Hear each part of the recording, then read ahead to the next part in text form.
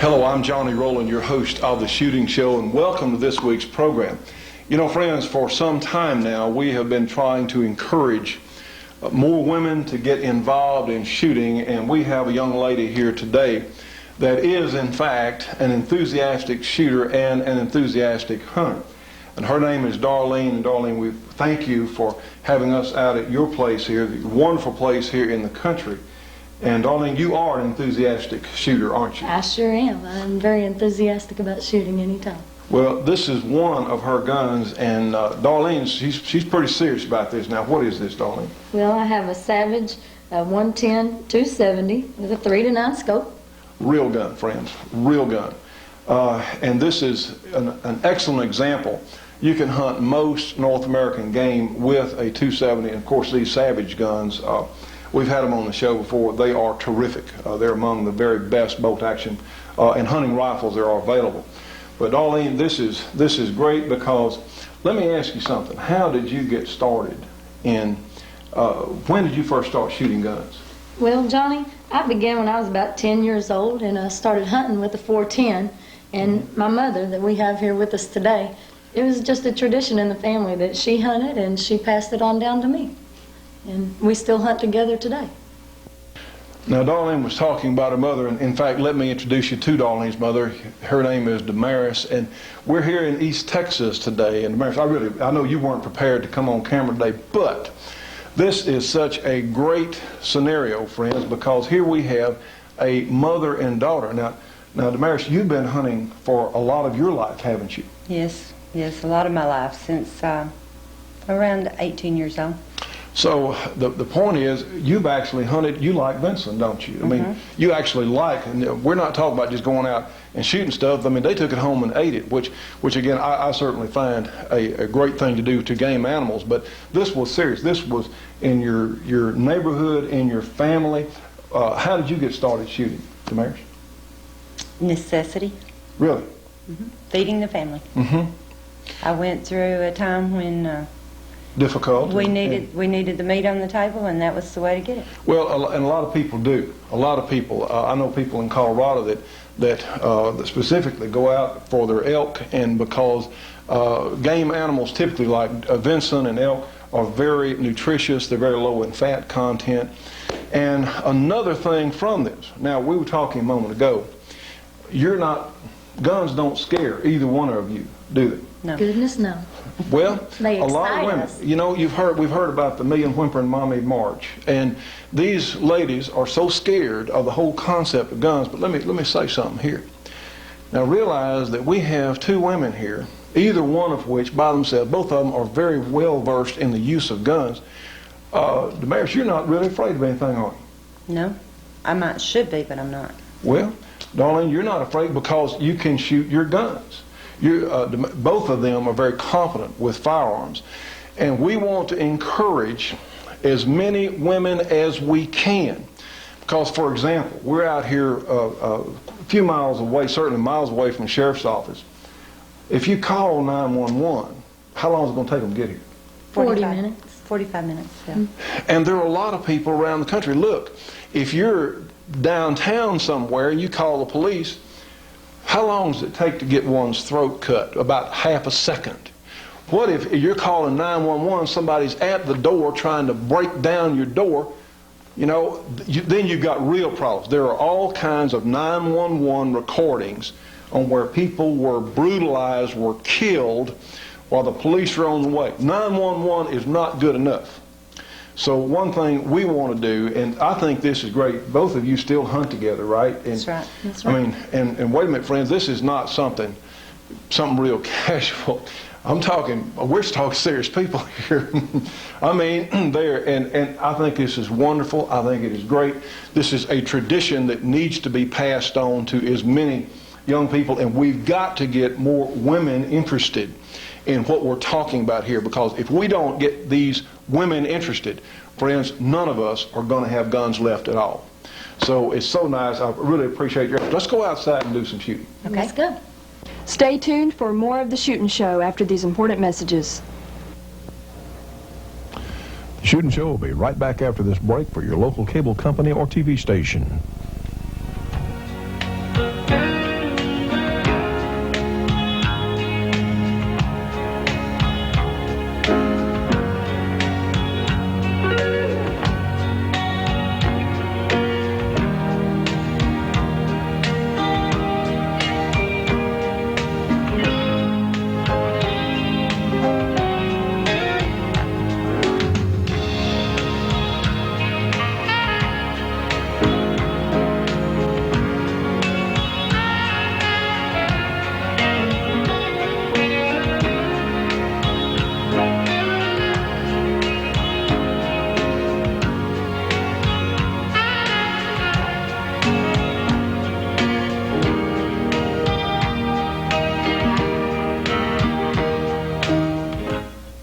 Friends, this is the new Georgia Arms 20th anniversary catalog. Of course, has a memorial there to our good friend Jim Clark there on the cover. This is a terrific catalog from the finest ammunition maker in the United States. They have all kinds of great prices on all sorts of ammunition: 243 Winchester, 270s, 7.62 by 39 Russian, all kinds of great stuff. They've even got 308 tracers, 30-06 tracers, all kinds of neat stuff here in this great new Georgia Arms catalog. They have components if you want to load your own ammo, and look here, we've got the shooting show and our new 460 Rowland kit on sale as well. Georgia Arms has the best prices for custom grade ammunition that I'm aware of in the United States, and guess what else? They're helping to support our shooting show.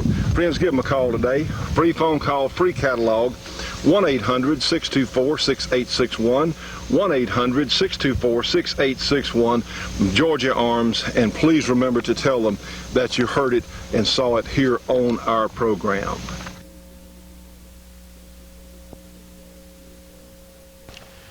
Now, ladies and gentlemen, we're out here on Darlene's property, actually, and in a cleared area, very nice area. We have a safe area to shoot in. And Darlene, this is so exciting to find someone, to meet someone. Darlene is a recording artist, and her family, they have a business as well. And we met in the recording studio the other day, and I was introduced as knowing something about guns to Darlene, and she said, well, I'm an enthusiastic hunter. And I said, will you be on our TV show? I said, this is great. We really appreciate that. The question for you: why, you as a young woman, why do you enjoy hunting? Well, Johnny, I was raised just like we had spoke before about out of necessity. We started hunting for necessity, but I'll give you this: I'll take a trophy buck any day and take the meat home too. So I enjoy hunting for the sport of it, the sport. There is something, friends, to be outdoors, enjoying the great American outdoors. And look, these ladies can do it just as well as the men can. I mean, they can shoot these guns. Now, Darlene, you picked a 270 rifle, and you are probably a median-sized woman. As far a lot of women are your similar stature. Right. In fact, one of the greatest women shooters in the world, Kay Clark Michulik, she and Darlene are about the same size. But why did you choose a 270? I believe the 270, we go to West Texas to hunt on our lease out there a lot, and as I understand it, the 270 has a reputation for long distances and a good straight shot, and it's going to be able to carry that bullet and be a good long distance gun. Well, no question about that. Of course, you've got a great rifle that it's in as well. Johnny, this 270 just might be a little too much gun for some beginner shooters. So I have this past recoil pad that really helps, and it might be really helpful for some women that are sighting in guns or moving up in calibers. And Darlene, we certainly want to tell the ladies that these recoil pads are available all over. Your sporting goods shop can find these for you. Now, honestly, a 270, you can deal with about any game animal. I take exception. Some people don't like a 270 on elk or on the larger bears, but let me tell you what, it is a great caliber, and everything on the North American continent has been taken with a 270. A lot of new shooters will start with something like maybe a 243 Winchester or a 6mm Remington or 25-06 or something, but this is a great cartridge. It's a neck down 30-06 with a smaller diameter bullet, less recoil than 30-06, but just one of the great calibers of all time. And this is something that as long as someone can handle it, like she said, the past recoil pad, shooting glasses, hearing protection, all this, and I think a lot of people would be amazed how their wives or their girlfriends or their mothers or their daughters or sisters would enjoy so much. Darlene, it's a thrill when you get that buck, isn't it? Yes, sir, it is. I tell you what, there's nothing like the feeling of putting one down and being able to take it home. Of course, I like to take a few wild hogs, too. Great. Good for you. Heck, maybe we'll see one today. Maybe we will. Johnny, let's just pretend that volunteer water bottle is one of those wild hogs. Just watch this.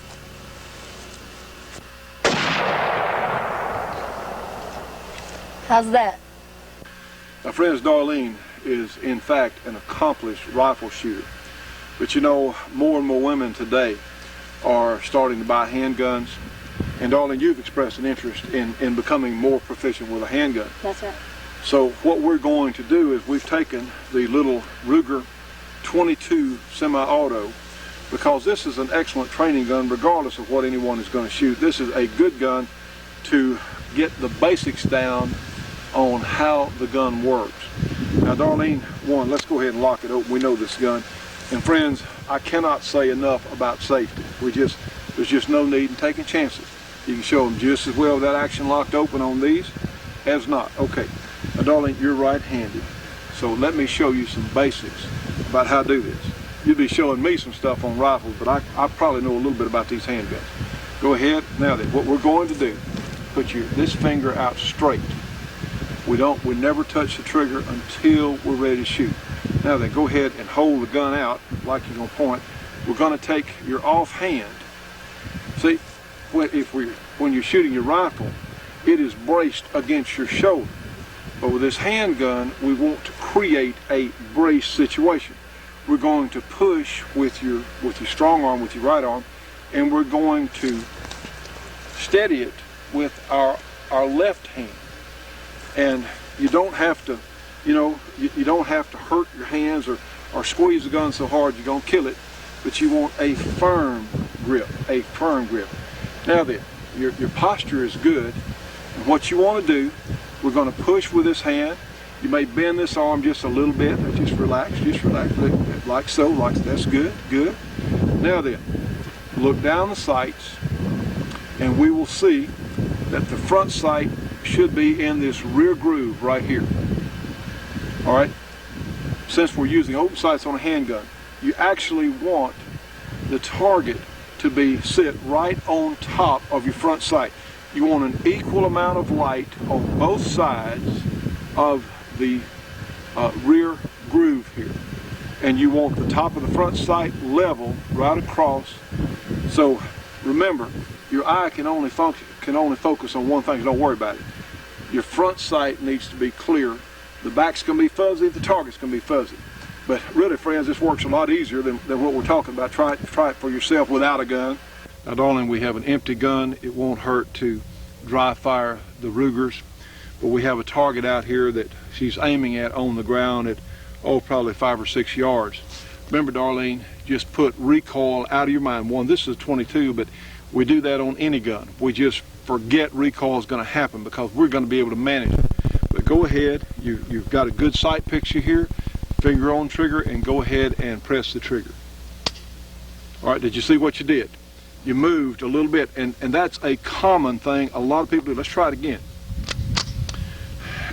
Remember, the front sight ought to stay dead on that target. Go ahead, just like that, because you see your sight didn't move. You saw the target before you shot, you saw the target afterward. And this is an important drill, friends. Just forget recoil. It's not going to hurt you. You know, we're not going to bring somebody out. In fact, this is important. I'll get this from you. It's so ridiculous when people take their daughter, wife, girlfriend, whoever, take a woman who is not used to shooting handguns, and without hearing protection, of course we're not shooting live ammo, so we're not using it right now, but they will hand someone a handgun. They think it's going to be funny. Well, I don't think that's funny. And what you've done is you've lost another potential voter. You've lost a potential gun enthusiast that has been, their hands hurting, their ears are hurting, and they probably won't speak to you on the way back to town. Well, I don't think that's funny. That is really ignorant humor. And we don't get hurt when we're at the range. We don't get hurt going to or from or while we're at the range. That's why we use hearing protection. Remember, these women's ears typically are more sensitive than ours as men. And we have to think about these things. Great. Johnny, this is kind of small. Have you got anything a little bigger? Yes. And Johnny, that's more like it. Stay tuned for more of the Shootin' Show after these important messages.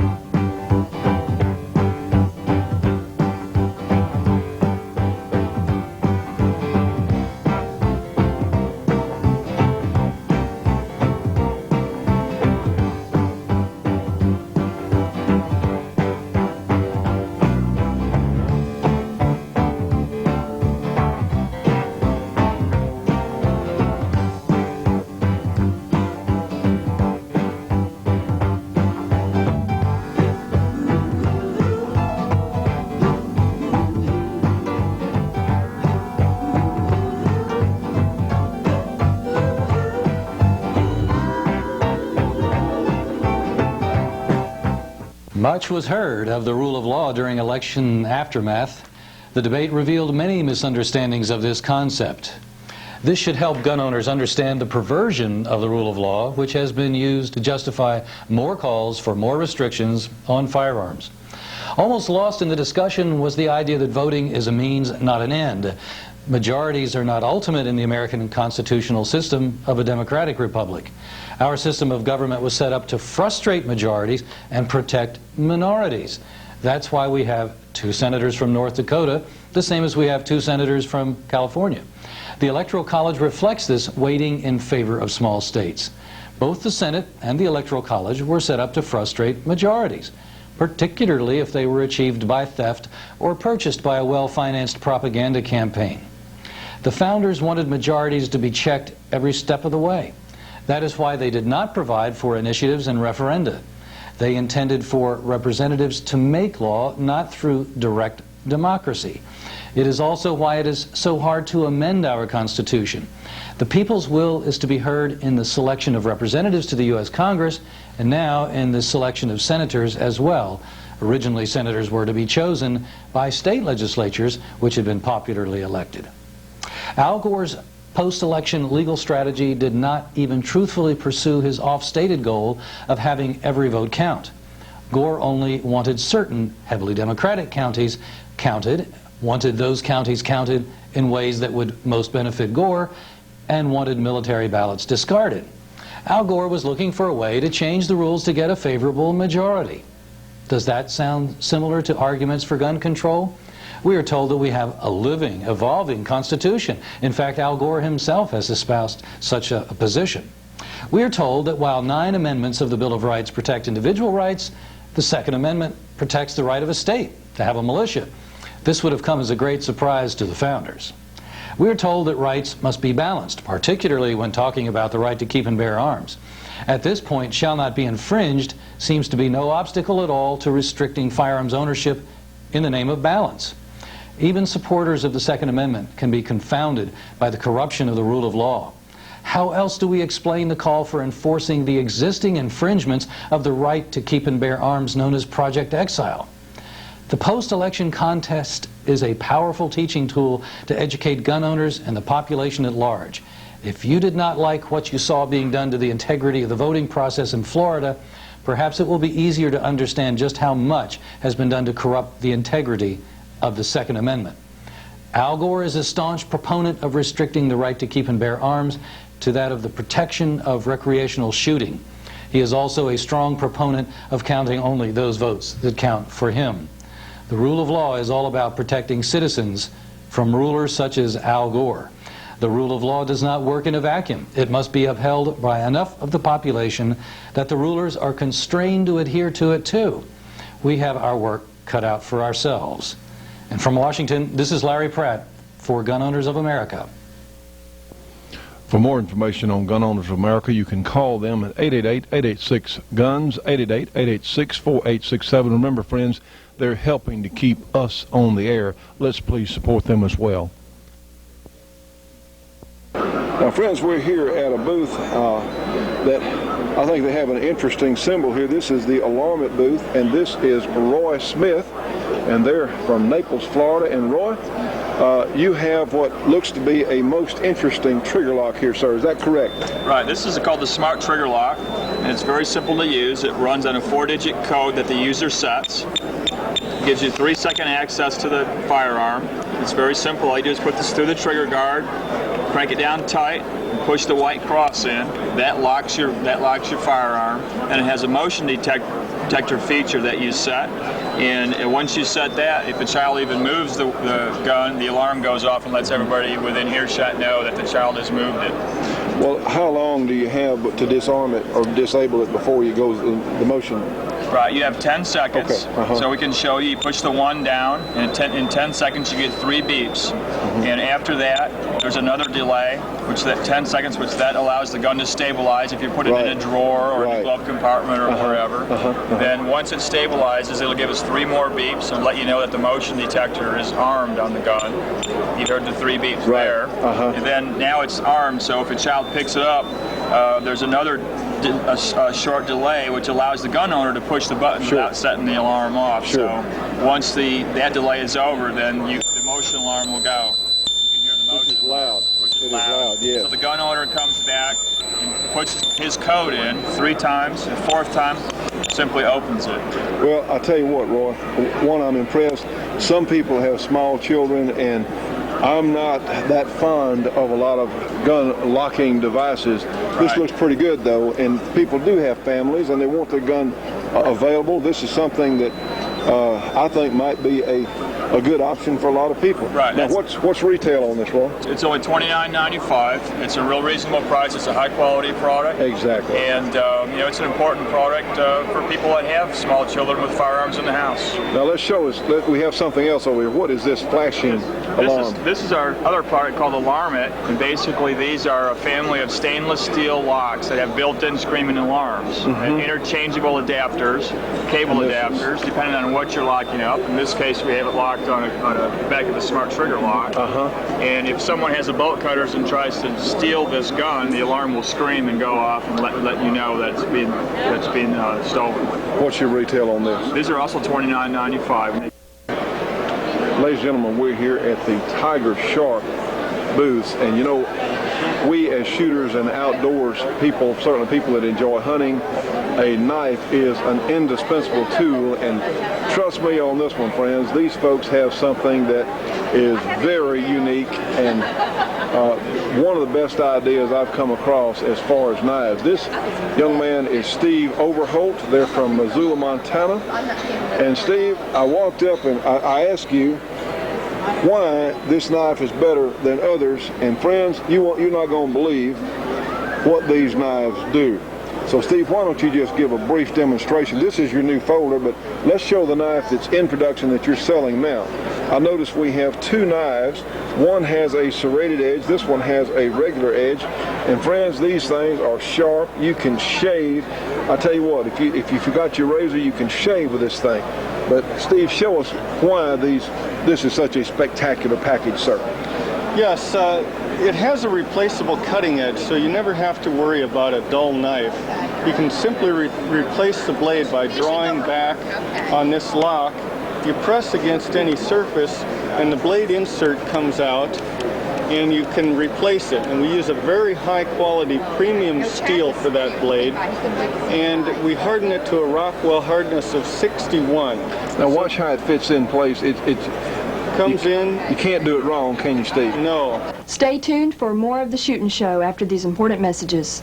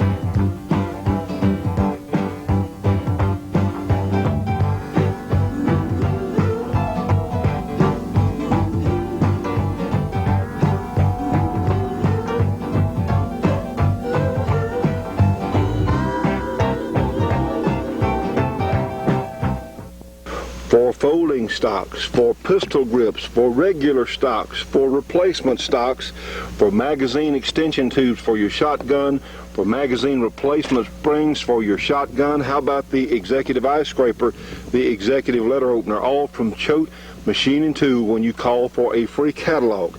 You can get the Executive Letter Opener, a multi-purpose tool, or the Executive Eye Scraper, a multi-purpose tool, for only your choice, only $2 when you call for a free Choate catalog. You can get both of them for $4, a $10 value. Friends, if you're a shooter or a gun owner, you need one of the Choate Machine & Tool Company catalogs. Call them today, 1-800-972-6390. In Ball Knob, Arkansas, they're helping to support our project. You need one of their catalogs. Again, 1-800-972-6390.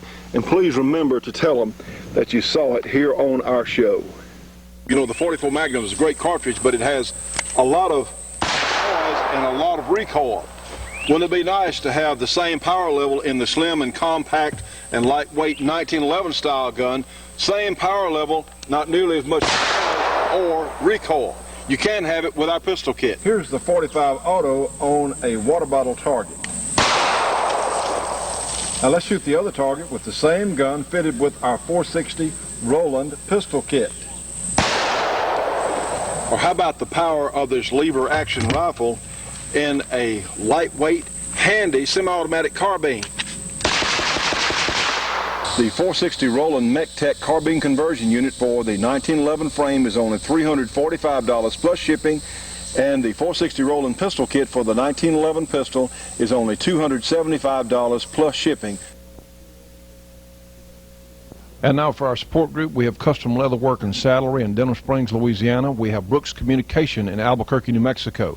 We have Gearlings Equipment Rentals in Southern California, and we have Mike and Sherry Harris Pilot Services and Consulting in South Carolina.